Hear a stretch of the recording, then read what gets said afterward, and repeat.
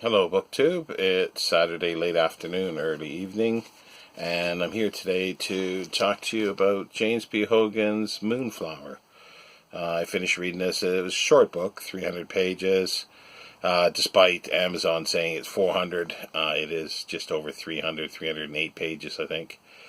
It was his second last book to write. He died in 2010. He was born in 1941, an English science fiction writer. He spent the last days of his life, the last years, in Ireland, and his first book was published in 1977, Inherit the Stars. He was working as a salesperson, I believe, for a number of computer companies, and he would go in early and use the typewriters in the morning to write the manuscript for Inherit the Stars. And that began originally a trilogy called the Giants Trilogy, was expanded to 5 books, and possibly there would have been a 6th at some point. But it's basically got to do with a planet that existed in the asteroid belt that was destroyed by early proto-humans. And the cover of the first book, Inherit the Stars, is quite interesting because it's got 2 astronauts digging out another astronaut, but a skeleton inside the suit, which turns out to be many tens of thousands of years old. As I say, proto-humans, because there was humans that lived on this planet called Minerva, and there was another race there that created the humans, Gelvians. I think that's what they call them, the Giants. Was the nickname. But anyway, I'm not here to talk about that trilogy or that series. It's about the Moonflower here. And it was a job. I do like James P. Hogan's. It brought me back to his easy style. He's considered a hard science fiction writer because he uses science. Here he uses a little non-science to a certain extent. It's set in the mid-20th century, where corporations are king, and there are military corporations that are hired out by large companies to do their security work. And at some point, a hyperspace drive was developed, and they are actually going out to other planets in the galaxy, and they're finding life. Sometimes primitive and sometimes almost human, but not advanced so far. And they're there. The companies are there just to exploit and rape and pillage, basically everything. And then the Millicorp is the military arm that is there to sort of enforce everything, and even include plagues on the planet to get the locals to follow what they say, so they can the companies can take the money and the resources from the planet. But the science comes in is where there's a Heim drive that it's actually based on a German physicist called Bernard Heim. He had a dream of creating interstellar flight. His Heim theory, it was a unification theory of Einstein's general relativity and electromagnetism. And he postulated 2 extra sort of neutrinos and possibly 2 extra, or at least in the storyline here, dimensions for this to work. But it wasn't until the early 20th century that they realized that they need 8 dimensions for this to work. And boom, their interstellar flight, where decades or hundreds of years happens in literally days or months, depending on the distance. So this here storyline has to do with a planet called Kyrene. And it's the same name as a city in Libya. It was a originally Greek city and Roman city. And I'm using the hard C, the K, Kyrene, Cyrene is the spelling of it. And that city was known for a medicinal medicine that would incite abortion, and so that was its biggest export in ancient times. But unlike here, it's inhabited. This is inhabited by a human-like species that is similar in looks, and their development level is 18th century in dress and outlook in many ways. They have a sort of a horse-like creature that they use as a beast of burden, and the humans that have gone there, the first ship humans, they started disappearing and going where they were thinking they were going native, and they just sort of were giving up. And on Earth, basically, it's, as I say, it's corporate central. United States has broken up into factions, and everybody has to work towards, just pittance, basically, to make money for the 10th percent of the population. And there are constant wars going on, and anybody who objects to their way of doing things is a terrorist and gets squashed very quickly. So there's scientists that don't like this because they don't feel that science is creating new weaponry or gadgets that will make the rich richer and them poor.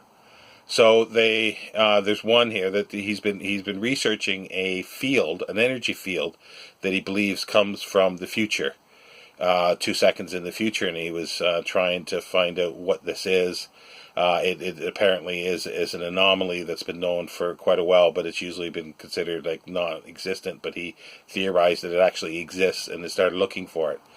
So he was one of the few, the first Terrans, humans, to go to Kyrene, and he defected, and then he asked for an assistant, his old assistant on Earth, Mark, who just, they want to get a hold of this Wade. His name is Wade, and they want to get a hold of him because he is important to them for his theories, and he's sort of trying to gum up the works of their sort of imperialistic rape and pillaging of the planet.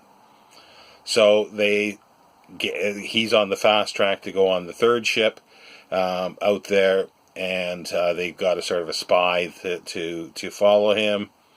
There's an anthropologist named Jerry, that goes along, and she's got a little dog with her, so it's the first time a dog has appeared on the planet.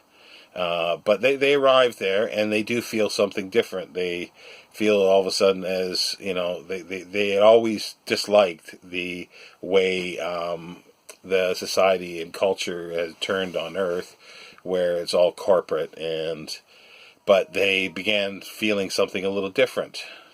And as everybody did, all humans did, and the Kyrenians, they are very peaceful, and they have a huge intuition. For instance, the first time Mark and Jerry meet Kyrenian, the Kyrenian is has a message for Mark.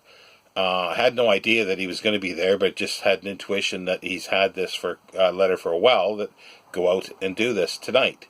And lo and behold, it was correct. And their intuition is that way, that they have this feeling that something is going to happen, so they act on it, and then it's not a lot of times until after they've done it, they realize that's what it was.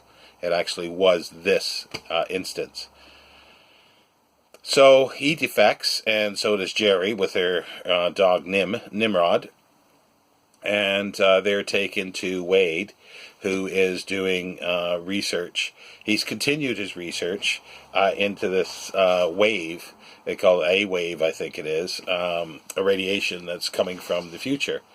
Now, and the moonflower aspect comes in, that the flower actually opens up at nighttime with the moon coming out, and it actually enhances this wave from the future. And the idea is that the future actually dictates our present. It's an interesting thing that Hogan has done with this. That, for instance, he uses an example of you want a house. Okay, you envision a house, having it done, so you start laying bricks. And so in order to, it's the future that's dictating that you need to start laying bricks in order to make the house, or set that in motion. Same as if if you envision having a book written. Well, you've got to start writing it now in the past in order to, so the future has, in that way, impinged and directed the past, which is the present. However, there is this wave that actually does this in many ways. It's not really described in detail how this works, where it's coming from, because it talks about 2 seconds in the future at the beginning of the book where Mark was researching it. But it seems like something more. There's, as I say, the Society of Kyrenians. They're peaceful. They can't conceive of usury and being rich and having more than you want, because artisans are the ones that get sort of the bulk of anything, and you don't pay someone pittance to create something and then take it and make it your own and sell it for higher, and while the person who made it is the one that doesn't get anything. To them, the person who made it is the star and becomes a celebrity in a sense.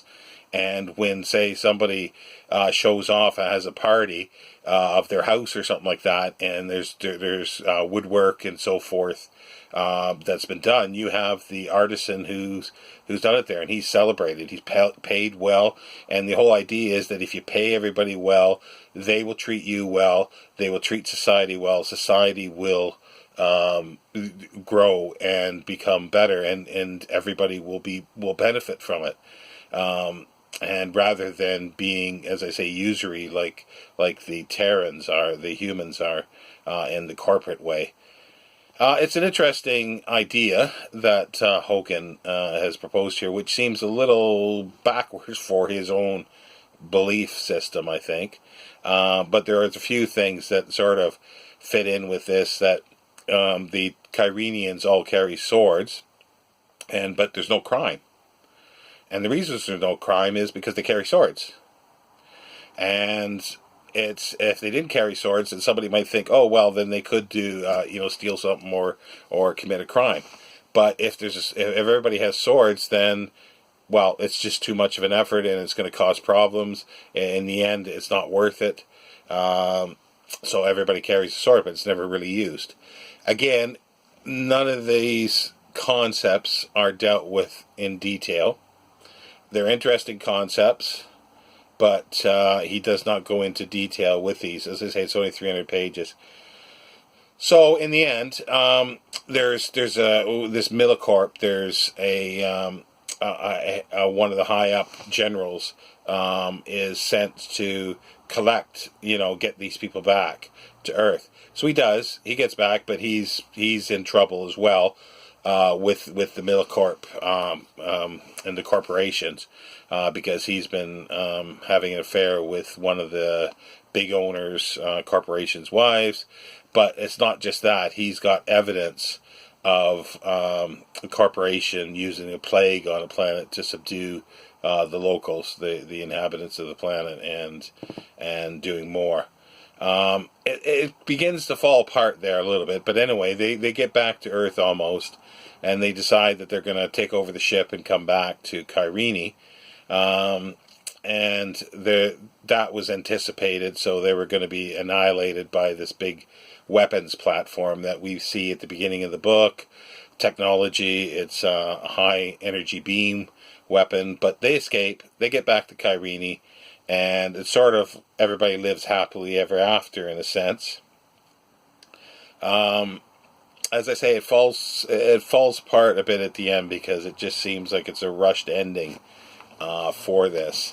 But it also ends with an epilogue that this planet, this moonflower, is now on Earth and in China and propagating. So it's going to infect in that way humans and make them sort of realize that, well, we don't need to live this way. We can live another way more peacefully.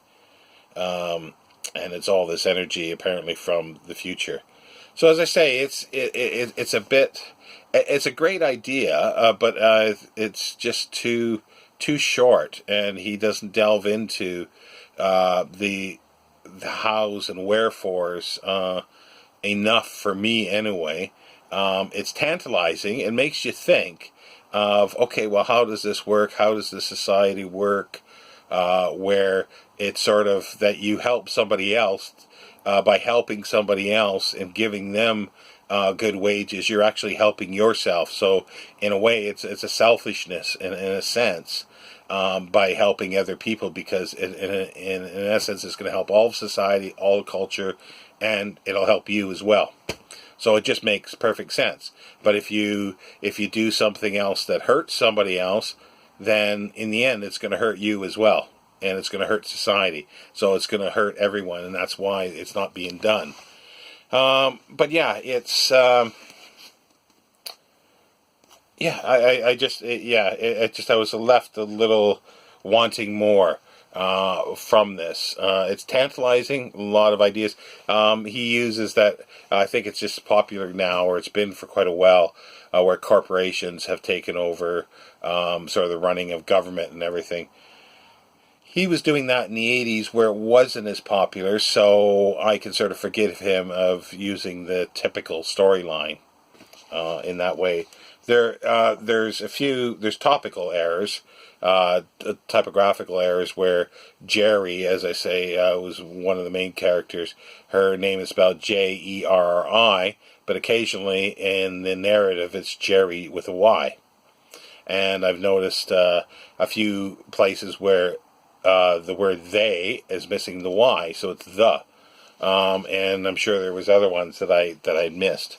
But there is a quote here that I really liked where he's discussing after he's been sort of arrested and he's being interrogated by this general. And it says here, and he asks the scientist, and what makes knowledge so important? Why should anyone want to know? Humans are born wanting to know. It takes professional educators 20 years to kill it and turn them into what the system wants. Or if you won't fit, you're weeded out. Nobody's going to change it now. And so you get away. That's what I did. And I found that just a fantastic little quote, which there's a lot of truth to it. A lot of truth to that. But as I say, there's these little things that are through here. The idea of this culture, it's just not expanded enough. He's given these tidbits, and you go, okay, well, how can that actually work as a culture, cultural and anthropologically as a whole? Because you've got an anthropologist there as the character, but she doesn't really do much. She just talks a little bit about folklore and mythology from Earth, of how it just doesn't quite like her explanation there, talking about how myths and it was set to constellations, but the constellations have changed over millennia. Okay, fine, that's great, but it has really no bearing to the storyline so much. And she just sort of seems like, what is she doing there? Because the scientists, the physicists, are there to explain how this intuition is happening by this radiation that's coming from the future. Fine, that works as far as it goes. But there's no more detail of how that actually works. Where is it coming from? Which is fine. Like, sometimes you can't have all the answers, but It just seems like there should be a little more to it, and especially her being an anthropologist, I would have thought there could have been some interesting little snippets of how she thinks this is working with, the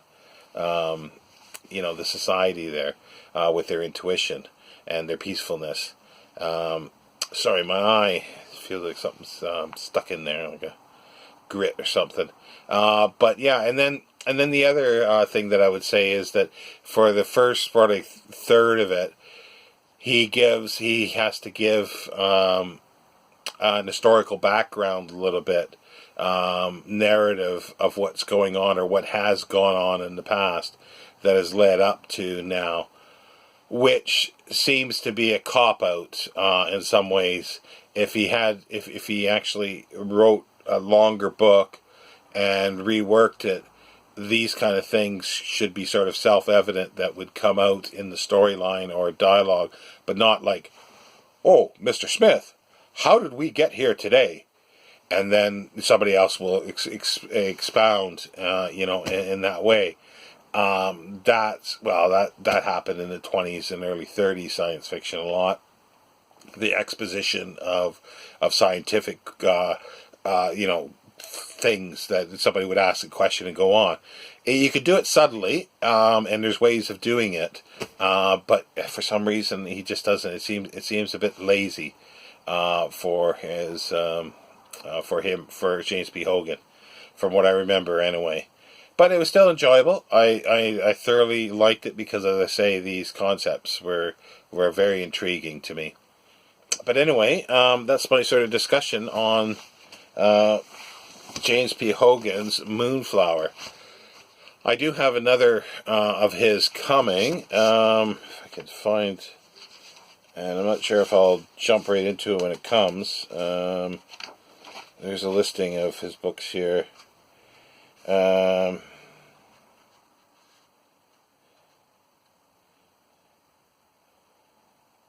can't remember which one it is. It might be actually his last book. So that could be interesting as well. But anyway, I'll let you go, BookTube, and it's over 20 minutes, and I don't call this a review because I don't know, I just feel you can't do a review on... A review has to be in print, and I don't think I'll be doing anything in print with this. It's just a discussion of what I thought, because I was so sort of pleased to get back into reading a science fiction period, and for a science fiction writer I really liked, so I wanted to share. I'll talk to you later, BookTube. Thanks. Bye.